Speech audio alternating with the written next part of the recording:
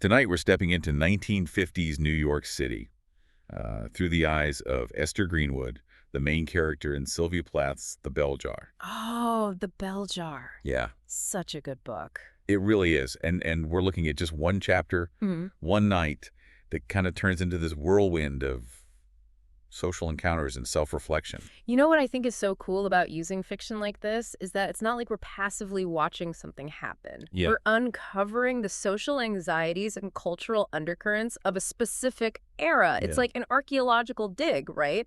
But instead of digging up like pottery shards, we're piecing together emotions and societal norms. I like that. Okay, so let's set the scene. Okay. We're in Lenny Shepard's apartment, but it's not your typical New York City apartment at all. No. It's much more like a Wild West saloon. Oh, wow. Yeah. Plath really paints this vivid picture of pine-paneled walls, bearskin rugs. There's even a bar shaped like a horseshoe. Oh, wow. Like you just took a piece of the frontier and dropped it right in the middle of Manhattan.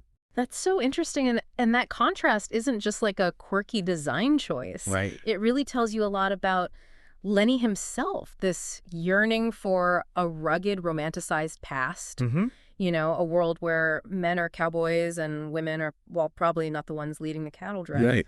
And it's almost like he's created this stage set for a very specific kind of masculinity, Totally. which makes it even more interesting that he's broadcasting his Tops and Pops radio show right from this apartment.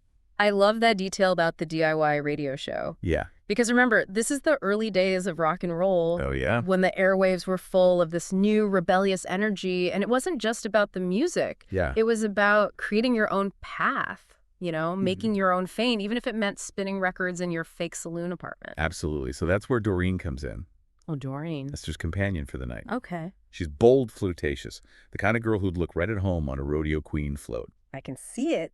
But while Doreen is out there, twirling and having a good time, Esther's finding herself feeling more and more out of sync. Yeah, and Plath uses these really strong similes to show us Esther's isolation. Oh, yeah. At one point, she describes herself shrinking into a small black dot against the backdrop of the apartment. Wow. And later, she compares it to watching Paris from an express caboose heading in the opposite direction. Oh, wow. So it's not just that she's physically apart, it's like she's emotionally receding from the energy of the night. That's a good point. And as the night goes on, that gap between Esther and the others seems to get even wider. Yeah. Things between Doreen and Lenny start to escalate. There's some earlobe biting, some very suggestive dancing. Oh, my. And Esther decides it's time for a strategic retreat. But remember, this is 1950s New York. Ah, yes. No Uber, no easy cabs, just her and a street map and those very impractical heels. That trek back to the hotel is so important. It's Yeah. not just a walk across town, it's a parallel to her emotional state. That's so true. She's lost in this maze of streets, just like she's lost in her own feelings. And the contrast is huge, right? Yeah. One minute she's in Lenny's air-conditioned Wild West fantasy. The next she's hit with that wall of heat and humidity of the city streets. Yeah, it's a reality check. Big time. When she gets back to the hotel, she catches a glimpse of herself in the elevator mirror. Oh. And she is horrified by what she sees. She describes herself looking wrinkled and used up, Wow. which I don't know about you, but those aren't the words I'd use to describe a fun night out. Right. And that moment just shows the pressure on women back then to maintain this image of effortless beauty, Wow. even when they're falling apart inside. It's like they're expected to wear this mask of perfection no matter what. And the irony is that Esther is surrounded by women in this hotel, Yeah. yet she still feels completely alone. Yeah. Her room is stuffy. The window won't open all the way. It's almost symbolic. Oh, it is. It's like she's trapped in this box, literally and figuratively, by societal constraints, by her own anxieties, and she can't breathe. Right. There's this part where she thinks about calling anyone, just to break the silence. Okay. And the person she thinks of is Buddy Willard, the man her mother really wants her to marry. Mm. But he's off at a tuberculosis sanatorium, which, adds a whole other layer to this whole idea of being trapped. That is such an interesting contrast. Yeah. Buddy isolated, fighting for his life, and Esther surrounded by opportunity in New York, but they both feel so stuck. Exactly. In the middle of all this, Esther decides to take a hot bath. Ah, classic. But it's not just about getting clean. It's almost ritualistic, wouldn't you say? Oh, absolutely. Plath describes it as a way for Esther to dissolve her anxieties, to wash away the grime of the night. She even mentions bathtub ceilings and the specific feeling of purification she gets. Ah. It shows this deep need to cleanse herself, not just physically, but emotionally, maybe even morally. But the night's not over yet. Just Yeah, as she's drifting off to sleep, there's a pounding on the door, and guess who it is? I think I can guess. It's Doreen, back from her wild night out, and let's just say, not in the best shape. Oh boy. This is where things get messy. Yeah, Doreen is drunk, disheveled. She ends up getting sick in the hallway. And now Esther has to make a choice. Does she help Doreen and risk damaging her own reputation by being associated with all this? Mm. Or does she protect herself and keep her distance? It's a tough one. It is, and it's a decision that really shows us how complicated Esther's character is and gives us a glimpse into the complexities of that era. We'll dive into the impact of her choice in part 2, but for now we'll leave you with this. What do you think Esther does? Does she help Doreen, or does she close the door on the chaos of the night? We left off with Esther having to make a choice, and it feels like this choice kind of sums up her whole struggle in the bell jar.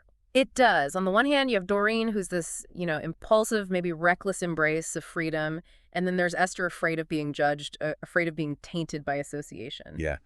What's so interesting about this scene is how it kind of flips the whole damsel in distress thing on its head. I would have told. It's not Doreen who needs saved, at least not in the traditional way. She's made her choices messy as they are, and she doesn't even seem to care what people think. It's Esther who's frozen, Right. stuck between her own worries and this unexpected responsibility.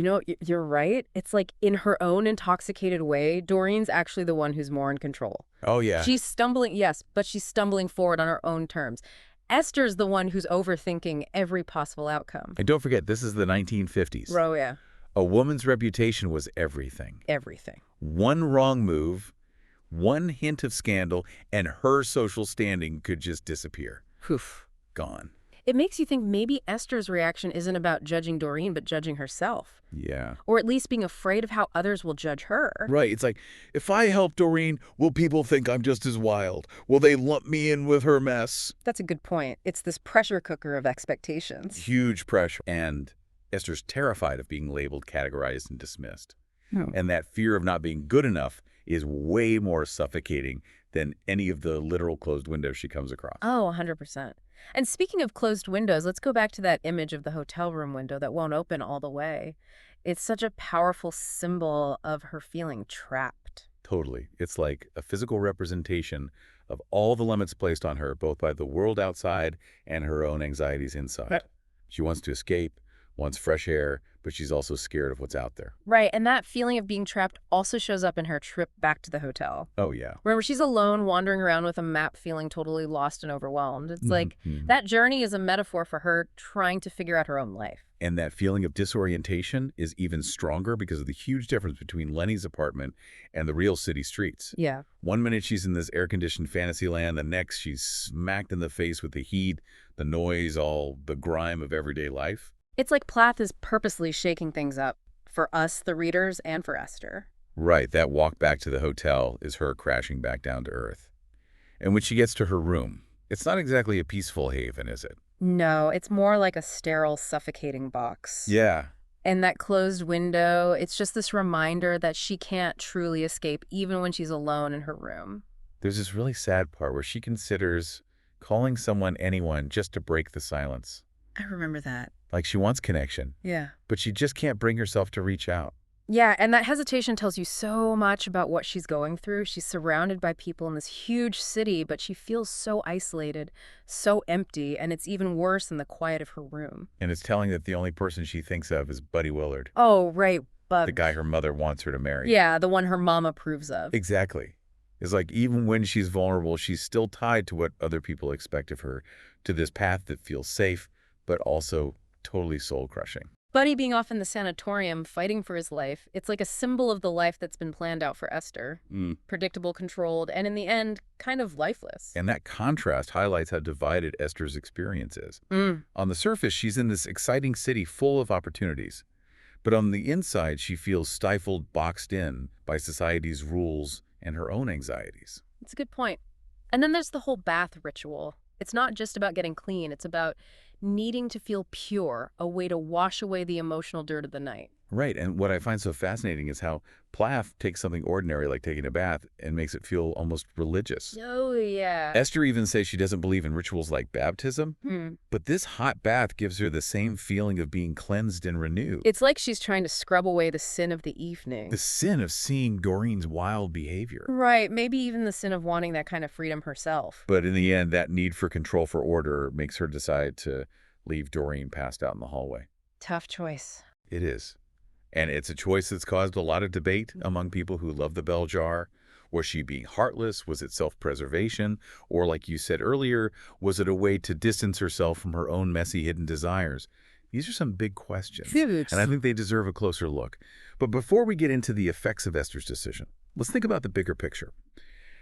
How does this whole night, from the crazy Wild West department to the stark reality of Esther's hotel room, show us the social and cultural anxieties of the 1950s?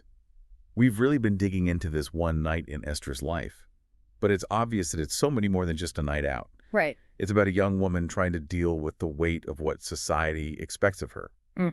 Back then, women were judged on their reputation, whether they were marriage material, whether they fit into these very specific roles. It is amazing how Plath uses this pretty normal night to show us those anxieties, especially for women. I mean, think about it. You have this post-war boom, this time of prosperity, and it seems like anything is possible. But women are still mostly stuck in the home, expected to be the perfect wife, the perfect mom, the perfect homemaker. Exactly. And you see that tension playing out in Esther's experience. She's in New York City, this center of all this intellectual and creative energy. Yeah. But she's constantly being judged against this really narrow idea of what a good girl should be. And that's what makes her decision to leave Doreen in the hallway so fascinating. Oh, yeah. It comes from fear. Fear. Fear of being judged, fear of ruining her reputation, and maybe even fear of her own desires for a different kind of life. It's like by closing the door on Doreen, she's shutting out a part of herself, Mm-hmm. the part that wants freedom and experiences that aren't considered acceptable. Exactly. And that internal struggle between what society says she should do and what she actually wants, that's the heart of the bell jar. Yeah. It's what makes Esther such a relatable character, even today. It reminds me of that scene where she's horrified by her reflection in the elevator. Oh, She says she looks wrinkled and used up. Mm. It's like society has this expiration date for women, like their worth goes down if they don't stay young and perfect. that's such a good point.